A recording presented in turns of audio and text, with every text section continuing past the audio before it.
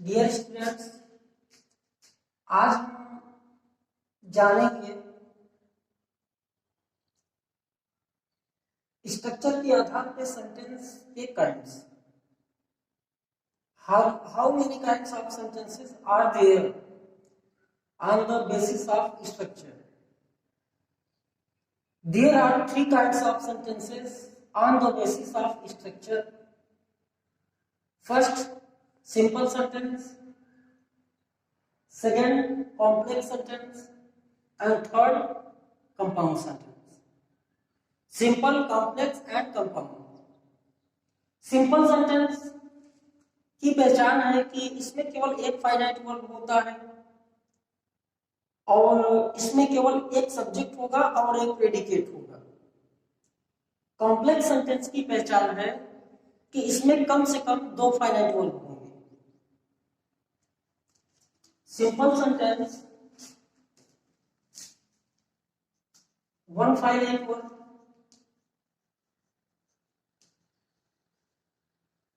Complex sentence में at least two finite verb.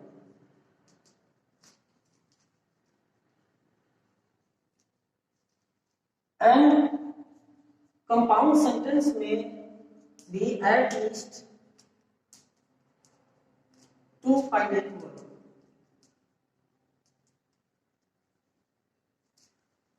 One finite verb होगा तो उसमें एक ही सेंटेंस आएगा और एक ही सब्जेक्ट होगा, एक प्रेडिकेट होगा। अगर दो फाइनाइट वर्ब आते हैं तो ऐसे वाक्य में दो क्लास का प्रयोग होता है। दो क्लास कॉम्प्लेक्स में आएगा कम से कम और दो क्लास कंपाउंड में आएगा। तो यहां पे हमने जाना कि सिंपल सेंटेंस में एक ही फाइनाइट वर्ब होगा, कॉम्प्लेक्स में कम से कम दो, कंपाउंड में भी कम से कम दो। तो पहला सिंपल सेंटेंस के बारे में देखेंगे। Simple sentences. A simple sentence is that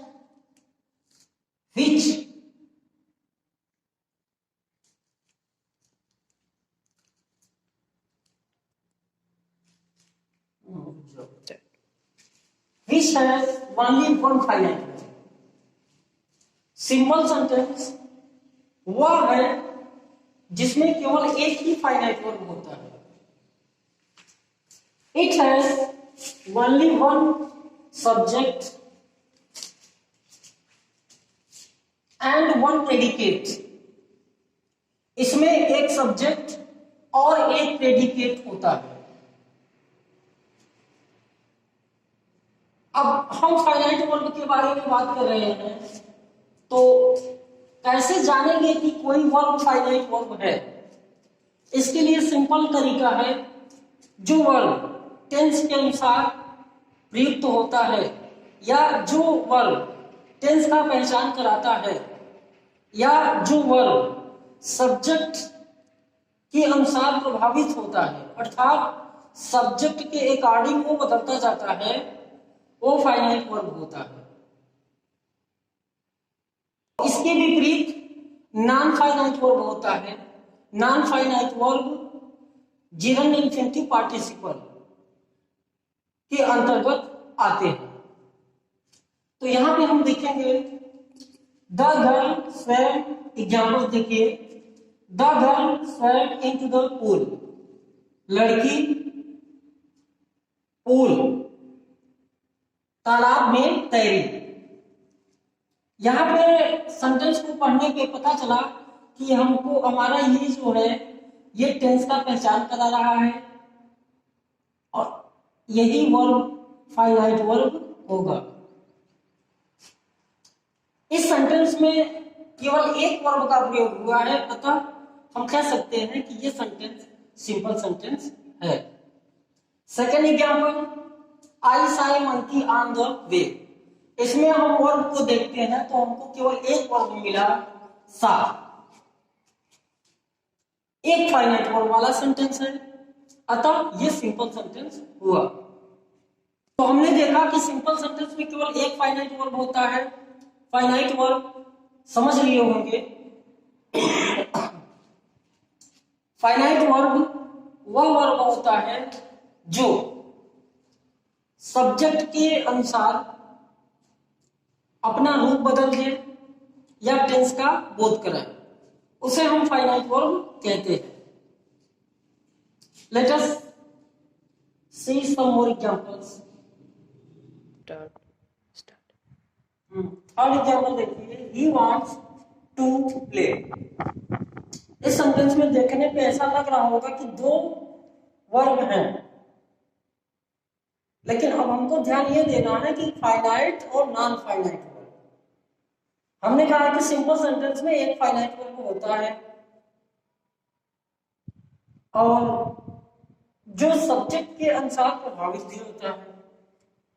तो यहाँ पे वांट एक वर्ब है, प्ले भी एक वर्ब है, बट यहाँ पे प्ले से पहले टू आया, तो वर्ब के पहले टू आने से टू प्लस यंगी का फर्स्ट फॉर्म होता है इन्फिनिटिव और ये नॉन फाइनाइट कहलाता है।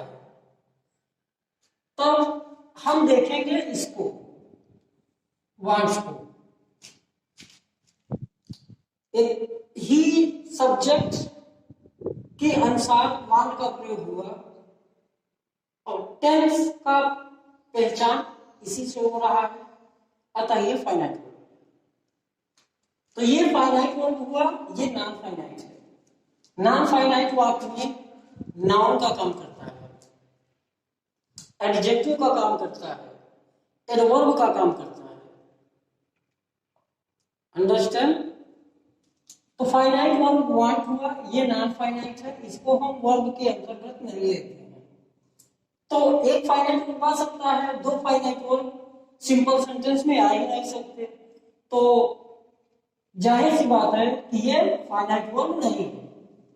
तब ये क्या है, कौन सा वर्ब बोला जाएगा? ये non finite form of the verb बोला जाएगा और यहाँ पे ये नाउन का काम कर रहा है। Fourth example, they wanted to swim in the pool, in the pond. वे पॉन्ड में तैरना चाहते थे। तो इसमें फाइनाइट वर्ब हुआ वांटेड, टू प्लस यमी का first form equal to non finite in the pool. अतः हमने देखा कि इस सेंटेंस में भी केवल एक फाइनाइट वर्ब है, वांटेड। अतः हम कह सकते हैं कि ये भी हमारा सिंपल सेंटेंस है। कुल मिलाकर सिंपल सेंटेंस में केवल एक फाइनाइट वर्ब आएगा, बाकी अगर वर्ब आते हैं तो वो नॉन फाइनाइट होंगे। दूसरा, कॉम्प्लेक्स सेंटेंस। कॉम्प्लेक्स सेंटेंस एक मिश्रित वाक्य होता है। कॉम्प्लेक्स सेंटेंस में एक प्रिंसिपल क्लॉज होता है और कम से कम एक सबऑर्डिनेट क्लॉज होता है। सबऑर्डिनेट क्लॉजेस सबऑर्डिनेटिंग कंजंक्शन से जुड़े हुए होते हैं। कंजंक्शन भी दो टाइप के होते हैं, कोऑर्डिनेटिंग, सबऑर्डिनेटिंग। कॉम्प्लेक्स सेंटेंस बनता है तो एक प्रिंसिपल क्लॉज होता है उसमें और सबऑर्डिनेट क्लॉज कम से कम एक होना अनिवार्य है।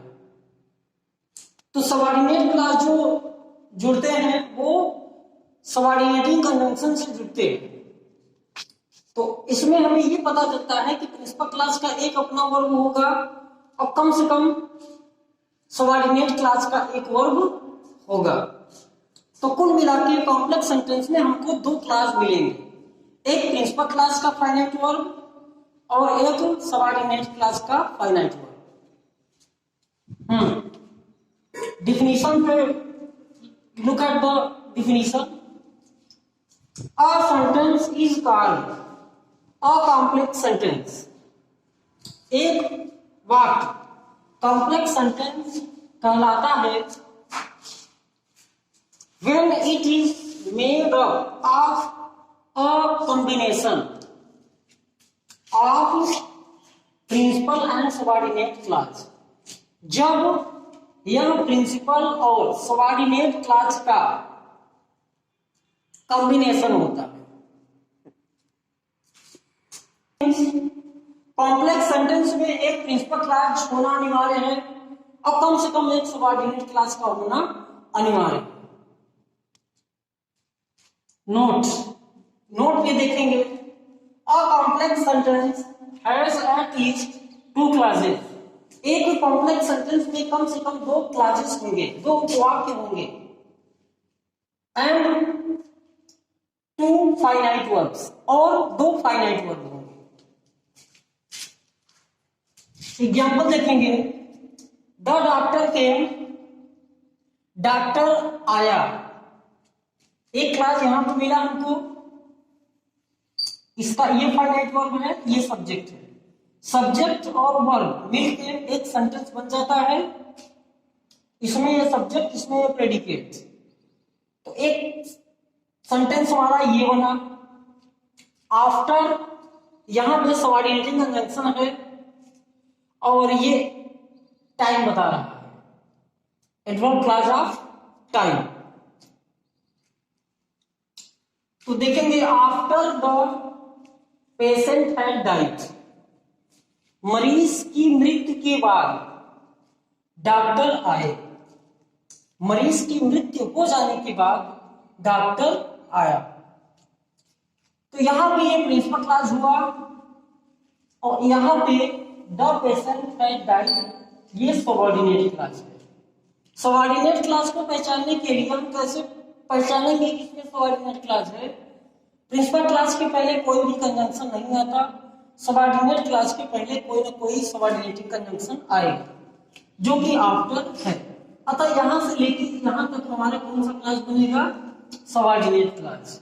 यहां से यहां तक बना प्रिंसिपल क्लास। प्रिंसिपल क्लास का ये वाला फाइनाइट वर्ब है और सबऑर्डिनेट क्लास का फाइनाइट वर्ब ये है।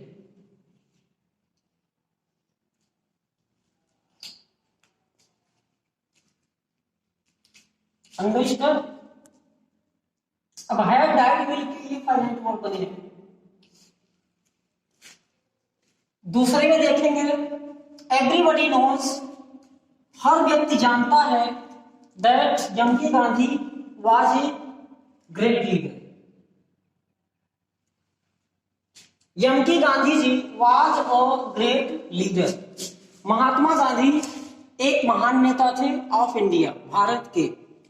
प्रत्येक व्यक्ति जानता है कि महात्मा गांधी भारत के एक महान नेता थे। तो फाइनाइट वर्ब की बात करी जाए तो एक फाइनाइट वर्ब यहां हुआ जो कि प्रिंसिपल क्लास ये है।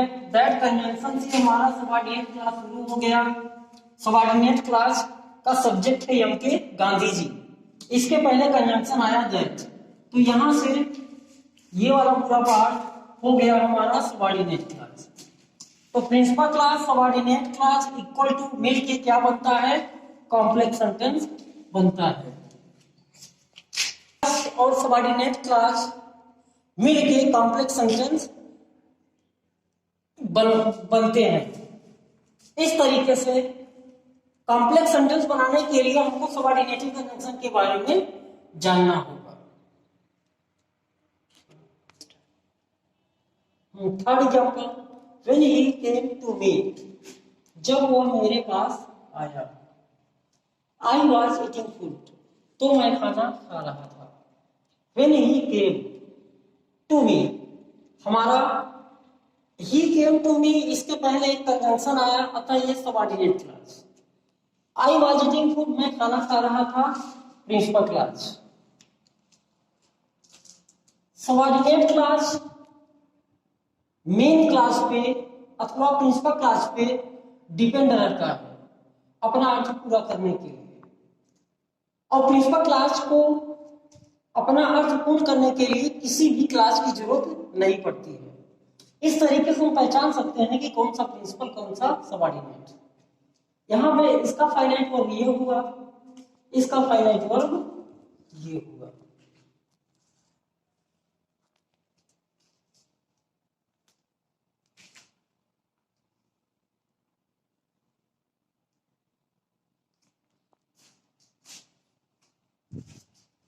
इसमें देखेंगे यहां से लेके when he came to me, ये वाला हमारा प्रिंसिपल क्लास है, ओ सबऑर्डिनेट है, और ये यहां से लेके यहां तक ये हमारा प्रिंसिपल क्लास है। इसमें do not go until I return, ये सबऑर्डिनेट होगा और ये हमारा प्रिंसिपल क्लास होगा। क्यों? क्योंकि पहले आई रिटर्न के पहले कंजंक्शन आया until, इसमें फाइनाइट वर्ब ये होगा, इसमें फाइनाइट वर्ब ये होगा, इसमें फाइनाइट वर्ब ये होगा और इसमें फाइनाइट वर्ब ये होगा। ओके,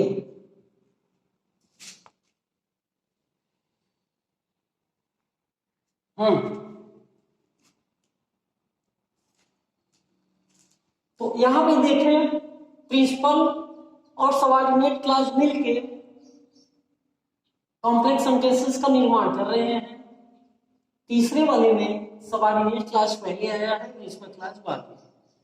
इसका वर्ब ये है, इसका वर्ब वाज ईटिंग है। Do not go until I return। अब आते हैं कंपाउंड सेंटेंस।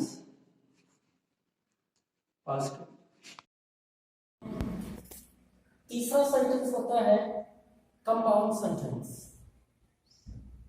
अब compound sentence has two clauses. एक कंपाउंड सेंटेंस में दो क्लासेस होती है, principal clause and coordinate class.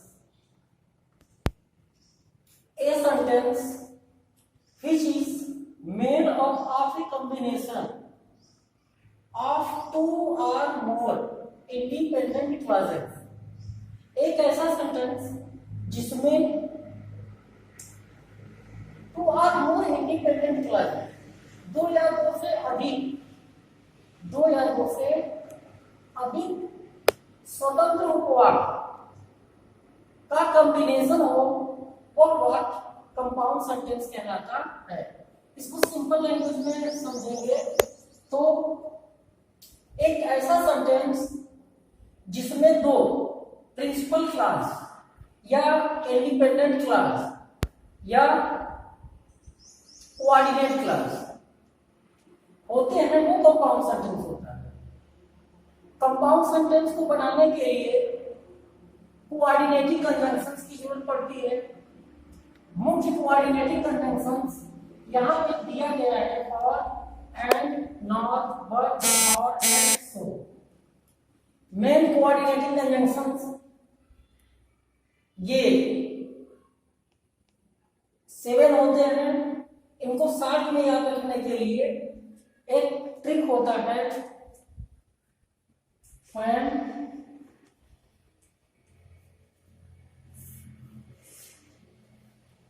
इसके माध्यम से आप लोग इसको याद रख सकते हैं। F stands for A means and stands for not, B stands for but, O stands for or, Y stands for at, and S stands for so। तो हम डिफिनेशन में देखें, a sentence which is made up of a combination of two or more independent clauses is called a compound sentence। एक ऐसा sentence जिसमें दो या दो से ज्यादा स्वतंत्र उपवाक्य होते हैं, वो कंपाउंड सेंटेंस कहलाते हैं। नोट ध्यान दीजिए, the independent clauses are joined by a coordinating conjunction. जो इंडिपेंडेंट क्लॉज होते हैं वो कोऑर्डिनेटिंग कंजंक्शन से जुड़े होंगे। सच एज फॉर, ये कोऑर्डिनेटिंग कंजंक्शंस यहां पे दिए गए हैं। एग्जांपल्स देखेंगे, आई एम वेरी पुअर, मैं बहुत गरीब हूं। एक सेंटेंस हमारा ये हुआ। अब यहां पे कोई स्टॉप का उपयोग नहीं हुआ, बल्कि यहां पे एक कंजंक्शन आ गया बट। बट मीन्स लेकिन, लीड अ कंटेंटेड लाइफ, लेकिन एक संतुष्ट जीवन बिताता हूं। इट मीन्स मैं एक गरीब आदमी हूं किंतु मैं एक संतुष्ट जीवन बिताता हूं। अब हमारा ये पूरा सेंटेंस हुआ। इसमें अगर ध्यान दें तो दो उपवाक्य हैं इसमें, अर्थात दो फाइनाइट वर्ब का प्रयोग हुआ है। आई एम एक फाइनाइट वर्ब यहां मिलेगा, एक फाइनाइट वर्ब ये। तो अब यहाँ पे चूंकि कोऑर्डिनेटिंग कन्वेंशन है, कोऑर्डिनेटिंग कन्वेंशन समान पदीय वाक्यों को जोड़ने का काम करता है, तो ये जो होगा ये कोऑर्डिनेट क्लॉज होगा। क्यों? क्योंकि ये कोऑर्डिनेटिंग कन्वेंशन से जुड़ा है। इसको हम इंडिपेंडेंट क्लॉज कहते हैं, स्वतंत्र वाक्य। ये अपना अर्थ प्रकट करने के लिए अपने प्रिंसिपल क्लॉज पर निर्भर नहीं है। तो I am very poor but lead A contented life, मैं बहुत गरीब हूं लेकिन एक संतुष्ट जीवन यापन करता हूं। तो ये हमारा हुआ इंडिपेंडेंट क्लॉज। आई एट फूड मैंने खाना खाया बट माय फ्रेंड एट बनाना, लेकिन मेरे दोस्त ने केले खाए। तो यहां पे हम ध्यान दें तो आई एट फूड एक सेंटेंस हुआ, दूसरा सेंटेंस बट कन्वेंशन से शुरू है और बट एक कोऑर्डिनेटिव कन्वेंशन होता है, तो इसका प्रयोग होने पे ये कंपाउंड सेंटेंस का निर्माण करेगा। बट माय फ्रेंड एट बनाना, यहां से लेके यहां तक हमारा इंडिपेंडेंट क्लॉज दूसरा इंडिपेंडेंट क्लॉज जुड़ गया है। तीसरे सेंटेंस में आइए, Rahul is cleaning the room, Rahul कमरा साफ कर रहा है। सेंटेंस एक हमारा हुआ, इसको हम प्रिंसिपल क्लॉज कहेंगे। एंड हिज सिस्टर, ये भी इसी के समान अपना अर्थ प्रकट कर रहा है और एंड से जुड़ा होने के कारण ये इंडिपेंडेंट क्लॉज है। And his sister is washing clothes, और उसकी बहन कपड़े साफ कर रही है। नेक्स्ट, टेक इट और लीव इट। टेक इट एक इंपरेटिव सेंटेंस है, इसे ले लो अथवा लीव इट इसे छोड़ दो। तो एक सेंटेंस हमारा ये है टेक इट, दूसरा कन्वेंशन से शुरू हुआ है, कन्वेंशन यहाँ पे आ रहा है, लीव इट इसे छोड़ दो। नेक्स्ट एग्जांपल देखेंगे, ही वर्कड हार्ड, उसने कठिन परिश्रम किया। एक सेंटेंस हुआ प्रिंसिपल क्लॉज, दूसरा कोऑर्डिनेटिव क्लॉज इंडिपेंडेंट क्लॉज शुरू होता है सो से, इसलिए वह पास हो गया। ये सभी सेंटेंसेस कंपाउंड सेंटेंसेस कहलाते हैं। कोऑर्डिनेटिव कन्वेंशन का प्रयोग होता है और ऐसे वाक्यों में कम से कम दो फाइनाइट वर्ब आते हैं। क्लियर?